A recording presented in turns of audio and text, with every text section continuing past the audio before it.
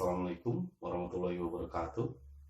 Bertemu lagi dengan saya, Herman Zambek. Kali ini saya akan membahas tentang jin. Banyak orang ketika berbicara tentang jin, pasti imajinasinya berpikir bahwa jin itu makhluk halus. Ya, benar. Itu juga tidak salah. Hanya permasalahannya, jin ini berasal dari bahasa Arab yang artinya adalah tersembunyi. Tersembunyi dan halus. Sebetulnya apa sih yang tersembunyi? Yang tersembunyi dalam diri kita adalah pikiran. Kalau otak, itu jelas hardware-nya. Sedangkan pikiran adalah software.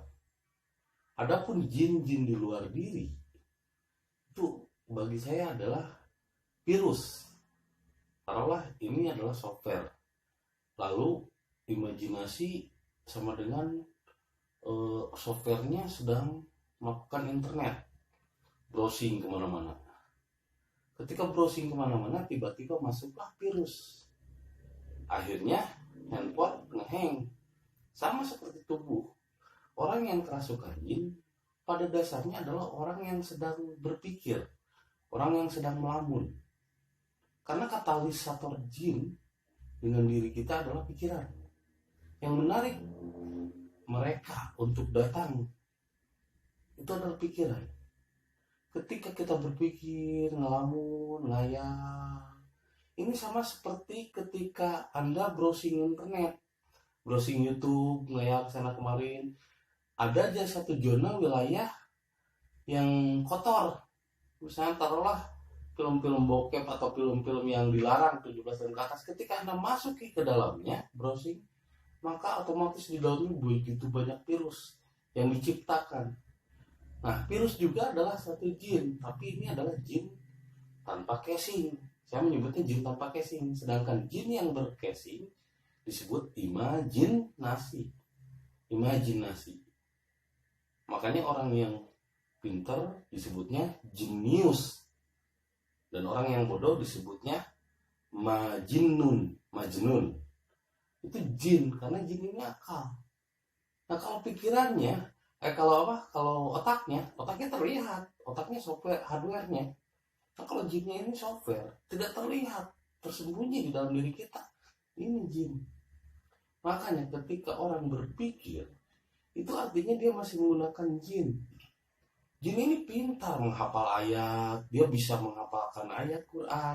Bahkan katanya di dalam surat Al-Jin, jin ini mereka juga ada yang hafal Quran.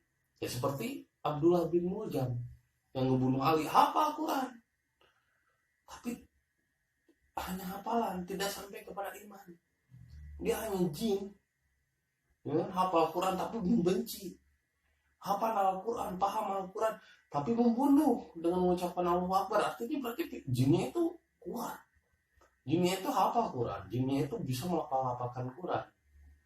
Nah, seperti Ibnu Muljam, Ibnu Sayyad, ini yang membunuh Ali, Ibnu Sayyad. Kalau Ibnu Muljam yang membunuh Umar. Nah, ini kedua orang ini, Sayyad dan Ali, ini Abu Jahal yang sesungguhnya. Dia jenius menghafal ayat-ayat. Dia pintar menghafal ayat-ayat. Dia sangat hafal ayat-ayat. Seperti dalam surat Al-Jin dikatakan, sebagian dari laki-laki jin ini sangat hafal. Janganlah kamu meminta pertolongan kepada jin-jin seperti itu. Ya, jin-jin itu akhirnya mengaku mabib. Ya, ini yang tadi itu. Dari din ardun. Dari bawah dulu, dari syariat dulu. Yang ke atas. Ujung-ujungnya mengaku dirinya suci, mengaku dirinya embib, mengaku dirinya keturunan nabi dan lain sebagainya.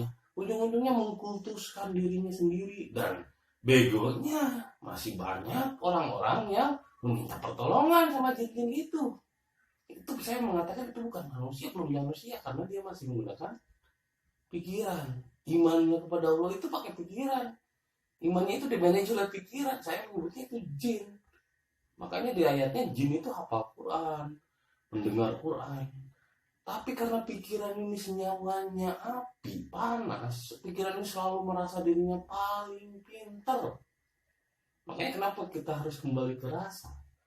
Ngajinya makrifat, ngajinya hakikat itu rasa. Karena di rasa ini adalah kita diajari untuk jadi pintar merasa. Jadi ada tetangganya yang sakit ditengok, ada tetangga yang meninggal dilayat, kita ngelayat belasungkawa, ada yang butuh bantuan kita bantu. Itu pintar merasa.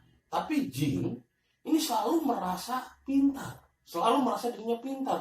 Ada orang yang tidak sejalan dengannya, wow sesat ini, kafir ini, selalu ada kafir di dalam otaknya. Makanya kenapa jin itu digambarkan segitiga ke atas?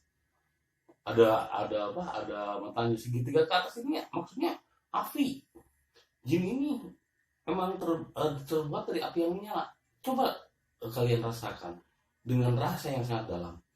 Karena yang paling susah untuk mengabdi pada Tuhan itu jin. Karena jin ini bukan alat untuk mengabdi pada Allah. Walaupun Allah menciptakan di ayatnya, "Wa khalaqtul jinna wal insa illa liya'budun." Aku ciptakan jin, akal, dan insan ini lebih ke rasa. Akal dan rasa. Atau dikatakan jin itu adalah manusia-manusia yang masih berakal tapi belum punya rasa. Sedangkan insan adalah manusia yang lebih menggunakan rasa. Disebutlah insan. Insan kamil yang sudah berserah diri kepada Allah.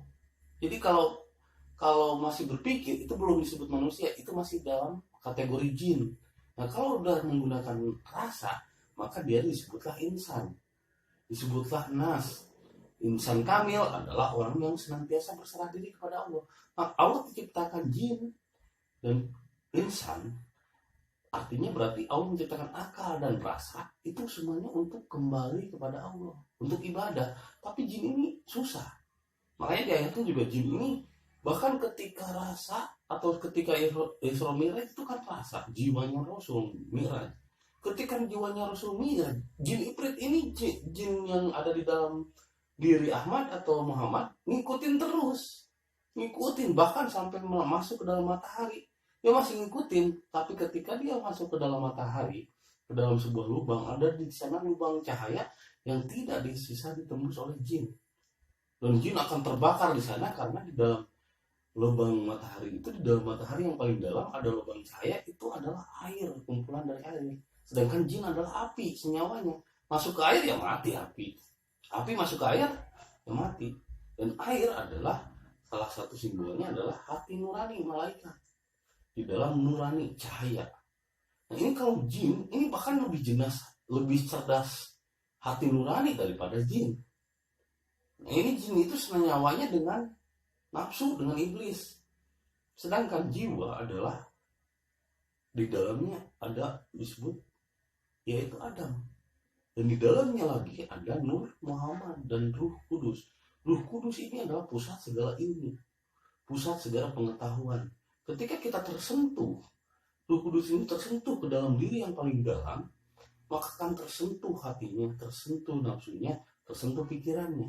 Nah sementara harusnya manusia ini adalah jiwa yang mengendalikan nafsu, pikiran, dan hati. Nafsu itu nggak bisa dimatikan. Kalau nafsu dimatikan ya mati manusia, bukan disebut manusia. Makanya kenapa kita masih disebut manusia? Karena masih ada perangkat nafsu, karena masih ada perangkat pikiran. Namun pada umumnya orang itu kebanyakan adalah pikiran mengendalikan jiwa, hati, dan nafsu. Atau kebalikannya, pikiran sama nafsu mengendalikan hati dan jiwanya. Nah kalau orang-orang yang soleh, insan yang beriman pada Allah dan senantiasa berserah diri dengan Allah, itu jiwa yang lebih dulu, jiwa yang menjadi imam. Makanya al-yauma akmaltu lakum dinukum wa atmamtum alaikum. Pada hari di mana dia menjadikan din, menjadikan jiwa sebagai imam kepadanya, iman kepadanya, sujud kepadanya, pada Adam itu, jiwa itu, dan dijadikan imam baginya. Itulah orang-orang yang ihsan. Itulah orang-orang yang ihsan. Dia bukan hanya Islam lagi, tapi udah ihsan. Nah, sedangkan orang-orang yang pada umumnya masih menjadikan din, pikiran, itu sebagai leadernya, sebagai bosnya. Sehingga ketika ada orang yang berkatakan, oh saya menggunakan akal sehat itu belum sehat bro. Akal sehat itu masih jin. Yang hebat itu adalah rasa. Akal itu masih dipengaruhi jin. Makanya Rasul pernah mengatakan, kalau disebut pintar, iblis itu lebih pintar. Karena iblis itu atau nafsu bisa mengendalikan pikiran. Iblis itu lebih pintar. Iblis bisa menipu. Jadi kalau disebut cerdas, oh saya memilih si A atau si B, calon pasangan si A. Kenapa? Karena pilihan saya cerdas. Kecerdasan itu masih bisa ditipu. Kepintaran itu masih bisa dipenterin. Tapi kalau rasa nggak bisa dibohongin. Rasa nggak bisa dibohongin, kecuali rasanya sudah dipinteri, sudah dibohongi oleh akal, udah ditutupin oleh akal. Karena akalnya ini lebih dominan, karena pikirannya ini lebih dominan. Rata-rata orang yang terkena hasud, orang yang terkena fitnah adalah orang yang mengedepankan pikiran dibanding rasa. Rata-rata orang yang kerasukan jin yang di luar diri, yang software, yang tidak punya casing lagi, saya menyebutnya virus, jin di luar diri. Rata-rata orang yang kemasukan virus, ngeheng otaknya, dan mudah kemasukan virus-virus jahat, trojan atau seperti apa virus-virus kayak gitu, itu rata-rata orang yang banyak berpikir, orang yang sering ngelamun, orang yang sering menghayal, berimajinasi kemana-mana. Itu kan internet juga begitu, handphone, Android, laptop, ketika kita banyak browsing kemana-mana, masuklah virus dan merusak jaringan yang ada di handphone atau di laptop. Kenapa? Karena masuk virus. Itu kan software. Nah dulu nggak bisa, Rasul dulu jelaskan tentang seperti ini jin itu. Gini, karena dulu mungkin tidak ada perbandingan dengan teknologi. Kalau sekarang gampang sebetulnya untuk menerjemahkan tentang jin. Jin ini software, jin ini tidak terlihat. Makhluk halus, ya halus. Pikiran kan makhluk halus. Terus kan jin-jin di luar diri, saya menyebutnya jin di luar diri itu virus, daya rendah di luar diri kita dan di dalam diri kita, yaitu benda, tumbuhan, hewan, dan jasmani. Makanya ketika mati, kalau orang dominan dengan pikiran, dia reinkarnasi balik lagi ke batu, balik lagi ke tumbuhan, balik lagi ke hewan, balik lagi ke manusia, reinkarnasi. Karena apa? Di dalam Quran pun ada reinkarnasi di surat Al-Kahfi, ya, tentang Ashabul Kahfi itu. Orang yang meninggal dalam gua terus bangun lagi setelah 309 tahun, terus dia membawa koin, koinnya nggak laku karena udah ratusan tahun yang lalu. Dia bukan berarti hidup lagi atau dihidupkan lagi, tapi yang hidupnya itu jiwanya lagi, dia mengingat lagi masa lalunya. Itu reinkarnasi. Karena kalau secara tubuh nggak mungkin tubuh bertahan sampai ratusan tahun. Otomatis ini hubungannya adalah jiwa yang belum selesai dengan dirinya. Orang-orang yang banyak berpikir, akhirnya jiwanya belum selesai dengan dirinya sendiri. Akhirnya ketika dia mati, ya reinkarnasi ke tempat lain. Yang akhirnya nanti mencari tubuh-tubuh yang sesuai dengan karakter dirinya. Tubuh-tubuh yang nanti wadah-wadah yang sesuai dengan karakter ketika jiwanya hidup. Kita dominan apa? Misalnya di benda, ya ke benda lagi. Kita dominan di tumbuhan, di daya tumbuhan, ya ke tumbuhan. Kita dominan di sifat-sifat hewan. Ya ketika meninggal, ruhnya itu tidak kembali kepada Allah, tapi menjadi anjing misalnya, menjadi monyet. Monyetnya ditembak lagi sama manusia, udah mati. Ini yang saya sebutkan antara surga dan neraka. Tadi sebelumnya saya sebutkan, surga neraka ada di dalam diri kita. Namun setelah meninggal memang ada surga neraka. Apa yang disebut surga dan neraka setelah meninggal? Ketika kita mati, ruh kita masih di dunia. Bahkan kita jadi reinkarnasi, jadi monyet, jadi batu, jadi tumbuhan, ke pohon beringin misalnya. Itu berarti kita tidak kembali pada Allah, tidak sempurna. Berarti kita di neraka, di dunia ini. Tidak disiksa ini, itu tidak.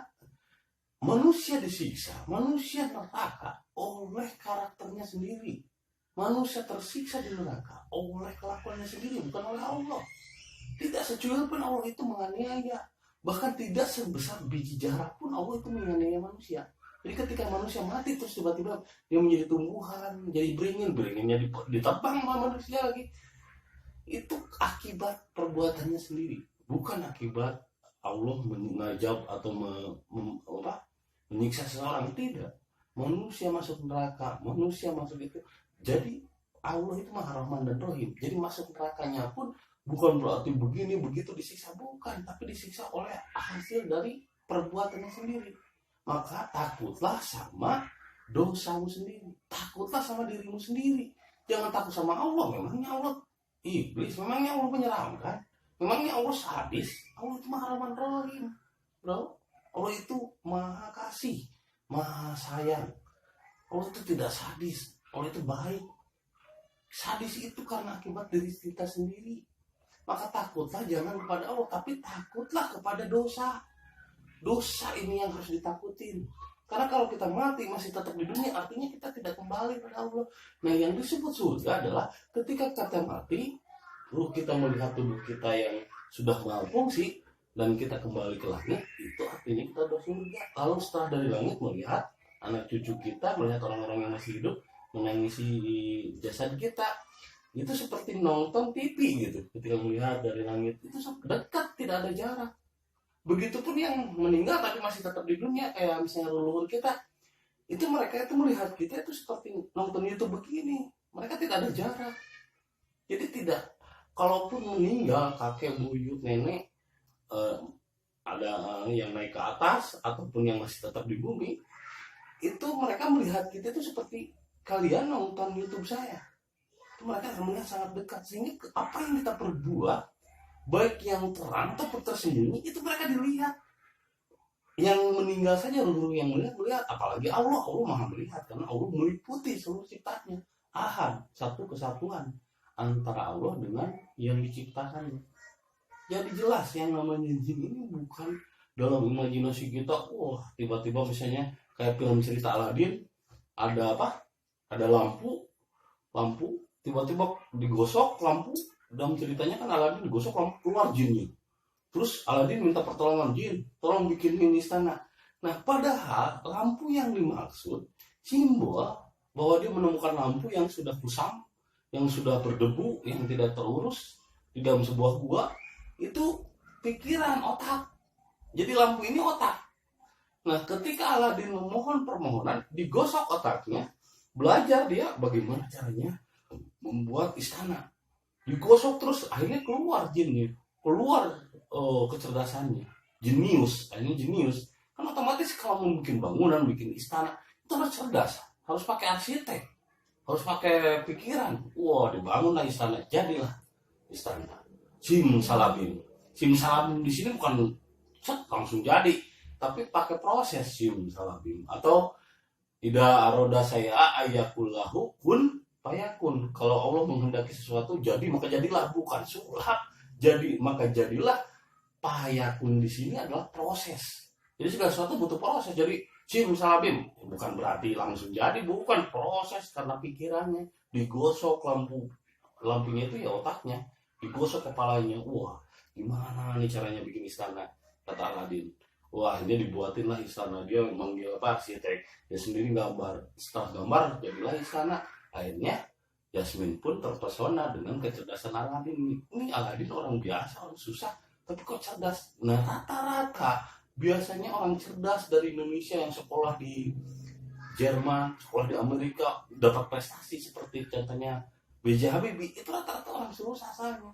Karena kesusahannya itulah dia terpaksa, dan akhirnya kesusahannya itu, kondisinya itu memaksa dia untuk berpikir, untuk terus menggosok lampu Aladin, untuk terus menggosok pikirannya, belajar, dan akhirnya jinnya itu hebat, mampu mewujudkan segala apapun yang dikehendaki tuannya. Kata tuannya, jin, tolong bikinin pesawat. Ini dia mampu menciptakan sayap paling Habibie itu adalah disebut Mr. Wing. Dia mampu menciptakan aerodinamis sayap. Dia bukan mencipta pesawat itu udah ada dari zaman dulu. Nah, Habibie ini mampu menciptakan sayap, akselerasi, kedinamisan sayap dan aerodinamis sayap. Makanya di luar negeri Habibie disebutnya Profesor Mr. Wing, profesor pencipta sayap. Nah, ini karena apa? Karena dia punya lampu ajaib di dalam otaknya yang selalu dia gosok. Maka keluarlah jinnya yang hebat. Saya siap melaksanakan tugas Anda, Mr. Habibie. Habibie nyuruh, saya pengen begini. Terciptalah sesuatu yang baru. Dihormatilah dia.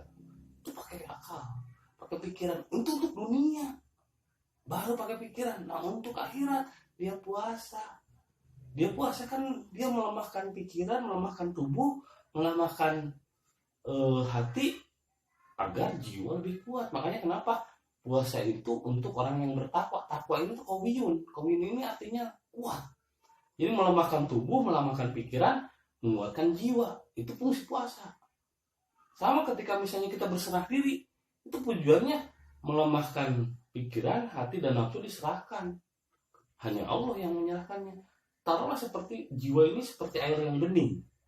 Dimasukkan kopi, akal, jin. Dimasukkan air, gula, malaikat misalnya. Dimasukkan yang lain misalnya krimer. Dikocek ketika membentuk misalnya satu gelas kopi dengan krimer, ketika terbentuk itu warnanya coklat, apakah bisa balik lagi menjadi murni dengan sendirinya? Tidak bisa. Kalau udah menyatu, gulanya nggak kelihatan tapi dirasain ada manisnya, kopinya nggak kelihatan tapi dirasain ada rasa kopinya. Ini ketika membentuk kopi 3-in-1 warna coklat, itu nggak ada, kopi ini nggak bisa kembali lagi ke jernih. Lalu siapa yang bisa mengembalikan kejernihan jiwa kita? Ya diserahkan sama Allah, biarkan Allah yang membersihkan. Jadi ketika misalnya taruh air yang tadinya air jernih berubah menjadi air kopi, kita udah larut nih, udah tercampur oleh dosa pikiran, dosa hati, dosa nafsu. Kita udah tercampur dengan berbagai dosa nih, 3-in-1, 3 dalam 1. Itu kita nggak bisa mengubah diri kita dengan pikiran, oh saya harus berubah, saya harus begini, pakai disiplin ini, pakai disiplin ilmu ini. Itu sama dengan memadamkan api dengan bensin atau memadamkan api dengan tenar, nggak ngaruh. Tapi kalau kita serahkan sama Allah, makanya Islam berserah diri kepada Allah, itu biarkan Allah yang mengubah. Nah ini mengubah pikiran kita, mengubah hati kita.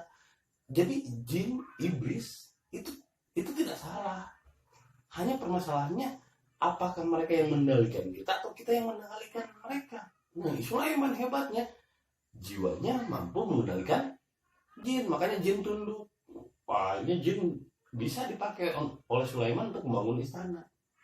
Jin para arsitek, jin itu. Dan ada pun seperti misalnya yang percaya bahwa ada makhluk lain di luar kita, di luar bumi. Iya benar. Karena ketika Allah menciptakan planet-planet itu nggak mubazir, setiap planet ada penghuninya.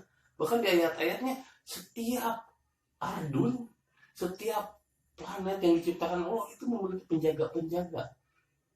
Di planet misalnya Jupiter ada penjaganya, di planet Mars ada penjaganya.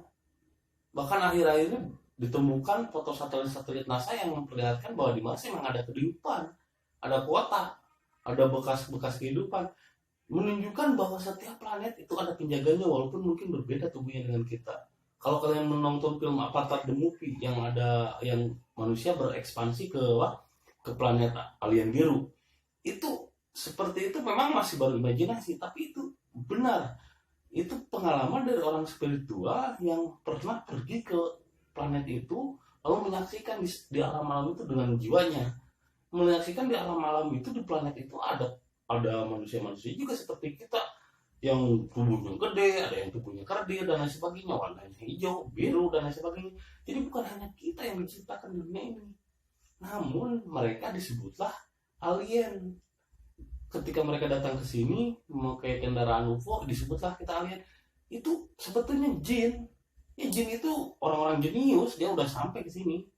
Jenius, tapi ini jinnya bukan virus, maksudnya masih ada bentuk fisiknya, ada real fisiknya. Bahkan ada jin-jin yang dari peradaban dulu seperti Yajuj Majuj atau Gog Magog yang masih menempati bumi, di dalam bumi kita, tapi bukan di permukaan. Kita hidup di permukaannya, sedangkan dia di dalam permukaannya. Dan kutub Arktik utara dan kutub selatan Antartika itu menjadi poros, menjadi kayak semacam gerbangnya. Dan ternyata di dalam bumi kita itu ada rongga-rongga, bahkan ada rongga-rongga yang sangat tinggi, yang sangat besar, sama seperti bumi, sama seperti di permukaan itu. Di dalamnya ada sungai, ada laut, ada tumbuhan lagi, ada pohon kelapa di dalamnya ketika masuk ke dalamnya.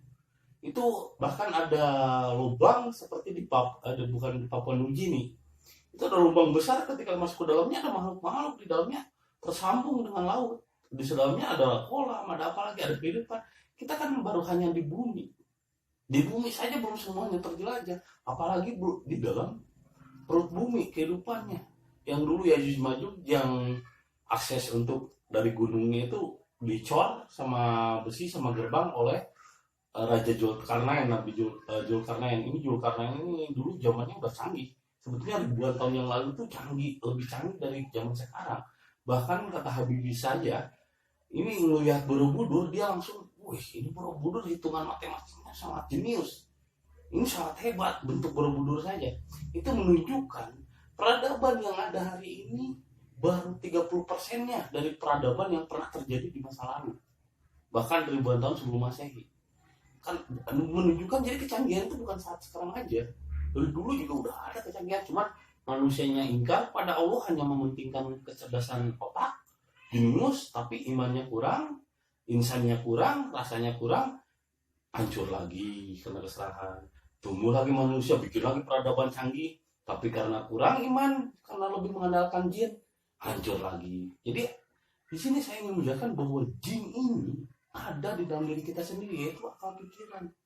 Apakah kita menjadikan jin ini sebagai imam kita, sebagai pemimpin kita, atau kita menjadikan Adam sebagai pemimpin kita, atau kita menjadikan jiwa atau menjadikan rasa sebagai imam kita?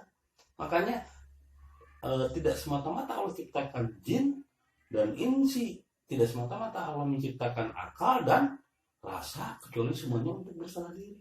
Jadi bukan hanya akal saja yang diserahkan kepada Allah itu, bukan hanya jin yang ibadah itu, tapi juga rasa, insan. Insan itu harus pakai rasa. Kalau belum pakai rasa, masih menggunakan pikiran, itu masih batasnya masih di bangsa jin. Ingat ya, walaupun kalian hafal Quran, karena jin-jin juga hafal Quran, hafal ayat, tapi kalau masih di sini ranahnya, masih di akal, masih baru hafalan, imannya juga baru iman hafalan, belum pakai rasa, kalian berarti masih bangsa jin, belum bangsa manusia. Karena bangsa manusia itu menggunakan rasa, menggunakan rasa. Wa ma khalaqal jinna wal insi illa liya'budun. Tidak semata-mata Allah jadikan atau Allah ciptakan jin dan rasa, itu semuanya untuk mengabdi dan berserah diri kepada Allah. Ya, itu saja yang ingin saya sampaikan. Mudah-mudahan apa yang saya sampaikan kali ini tentang jin bisa dipahami dan bisa diaplikasikan dalam kehidupan kita, bahwa jin itu sebetulnya bukan apa-apa yang disebut mistis ini itu, tapi akal pikiran sendiri. Dan yang di luar kita adalah jin virus yang sudah tidak memiliki lagi software. Nah, kita kalau berserah diri kepada Allah, maka tidak akan lagi ada di dunia. Tapi kalau misalnya kita masih berat dengan daya-daya kehidupan duniawi ini, maka kita pun akan menjadi virus itu, menjadi jin yang tanpa software, tanpa raga. Jadilah virus seperti mereka yang tidak kembali pada Allah dan menggoda lagi manusia. Allahu a'lam bishawab. Semoga kita termasuk orang-orang yang dilindungi Allah Subhanahu wa taala untuk kembali kepadanya. Innalillahi wa inna ilaihi rajiun. Hanya kepada Allah-Nya kita kembali. Bismillah. Assalamualaikum warahmatullahi wabarakatuh. Terima kasih. Dengan saya Herman Jam.